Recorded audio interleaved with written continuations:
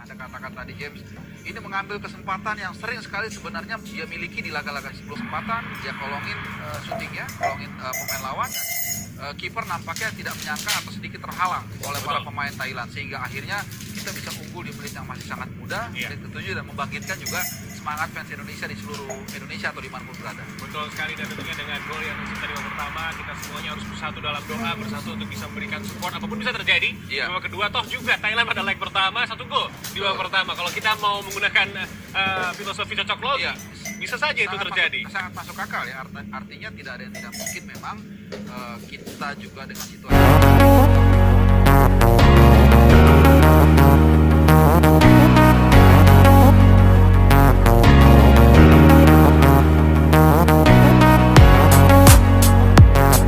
yang sama seperti yang Anda katakan tadi, berbalik di pertandingan pertama kita ketinggalan 1-0 dan kemudian lawan bisa menambah gol. Seharusnya ya kita harapkan kita bisa terjadi, walaupun tentu tidak mudah ya. Jadi masih ada PR di babak yang kedua, masih ada 45 menit yang harus kita manfaatkan untuk setidaknya mencoba menambah gol lagi di awal-awal babak kedua. Kalau ini terjadi, maka saya yakin bukan hanya kita yang tenang, tapi juga para pemain mentalnya semakin meningkat, dan pressure yang mungkin saat ini sedikit ada di pundak para pemain kita bergeser ke Chanathip Songkrasin dan kawan-kawan. Ya, kita lihat hari ini adalah statistik babak pertama. Kalau secara position memang tentunya kita Pacok sempat bisa mengontrol bola, tapi kemudian kita saksikan Ramai Rumakik menunggu momentum dan kemudian menutup ruang. Ini cerdik menurut saya, ini harus dilakukan, menutup ruang tembak saja, dan kita saksikan cukup baik apa yang dilakukan oleh Rumakik dan cukup kuat dia melindungi bola. luar biasa saya untuk Ramai Rumakik. Betul. Dewangga, Indonesia dari bawah, umpan jauh ke depan, arahkan kepada Dedik, bisa dikejar oleh Dedik, bola langsung jatuh ke pelukan penjaga gawang Siwaran.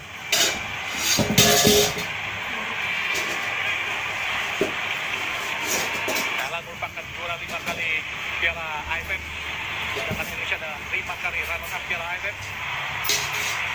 Adisak, Chanathip Songkrasin dari tengah Thailand. Adisak kembali. Supacok ke belakang. Masih kartu merah ini Bu Maruf. Wellington dengan sangat-sangat keras. Masing-masing Ahmad Faisal. Apakah memberikan kartu kuning? Hanya kartu kuning buat Wellington. Kita lihat.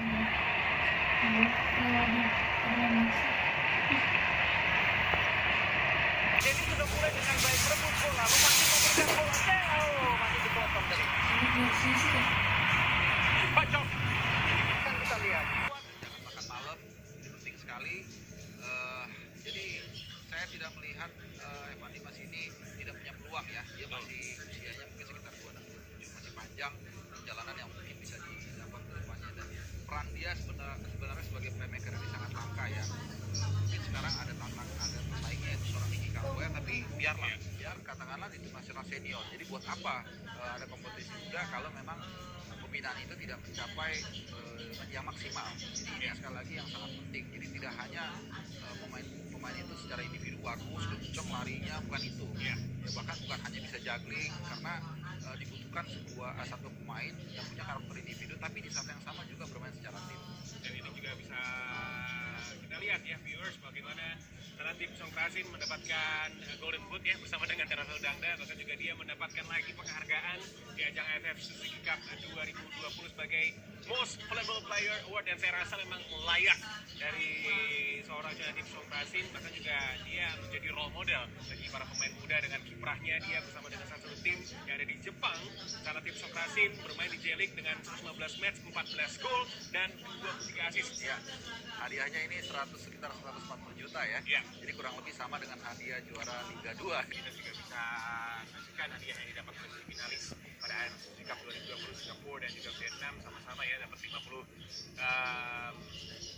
juta dolar, 50 ribu dolar, itu berarti sekitar nah ini dia penggawa tim nasional Indonesia.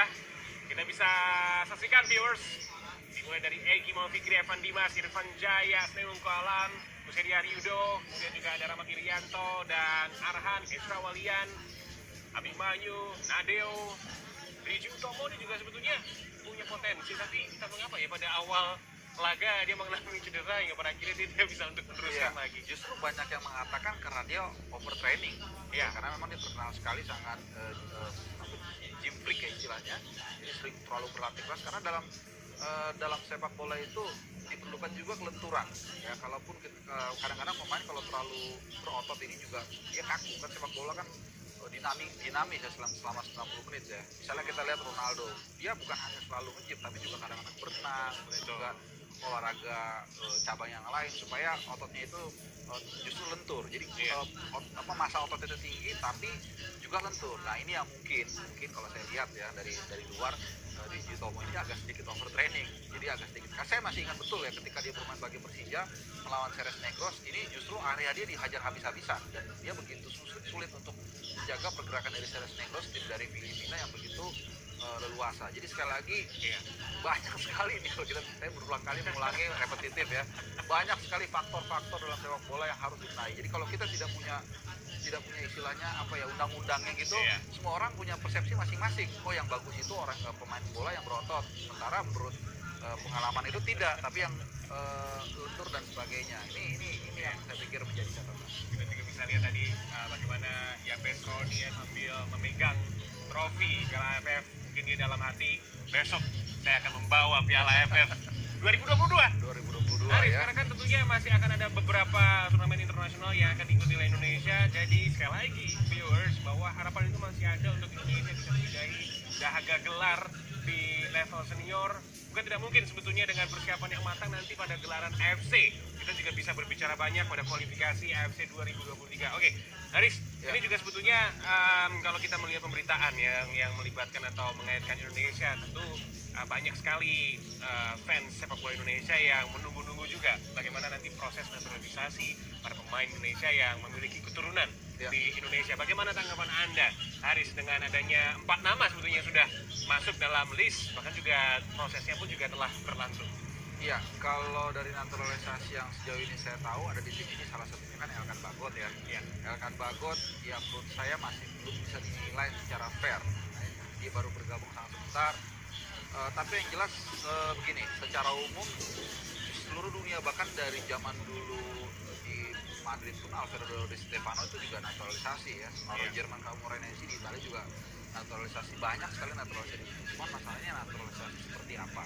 Ya kita juga tidak bisa asal naturalisasi karena sekali lagi jujur ada beberapa kasus yang kalau kita bisa simpulkan naturalisasi ini lebih kepada karena ingin menghindari kuota 31 di Liga Indonesia di Liga 1. Nah, ini yang kita hindari. Tapi kalau naturalisasi berbeda dengan ketika dia bermain di level klub. Iya, baru-baru ini saya melihat ya sebuah cuplikan foto seorang pemain sepak bola Turki. Dia ditelepon oleh pelatihnya, kemudian dipanggil timnas dan dia langsung loncat. Wah, gembira banget gitu ya. Kemudian itu ditangkap CCTV dan lebih dikedepankan ya. Jadi ketika kita masih ingat kembali lagi lah tahun 91. Saat itu kita masih amatir, belum ada sudah ada Galatama memang, tapi lebih banyak pemain Jadi jangan kita sudah mainin Tiki Taka, mereka masih mainin Grendel ala Italia tahun 80-an yang nggak nyambung. Jadi waduh, banyak sekali PR-nya dan kembali lagi harus kita berikan masukan. Ini adalah tugas dari federasi sebagai induk tertinggi sepak bola Indonesia, terutama olahraga profesional. Yes, dan inilah dia proses dari pengangkatan trofi AFF Cup 2020. Selamat untuk Thailand, selamat dengan gelar ke-6 yang telah tercapai sejauh ini. Begitu luar biasa apa yang ditorehkan oleh Thailand di sepak bola Asia Tenggara. Bahkan juga sebelumnya Thailand ini menjadi salah satu negara di Asia Tenggara yang mempunyai ranking baik ya.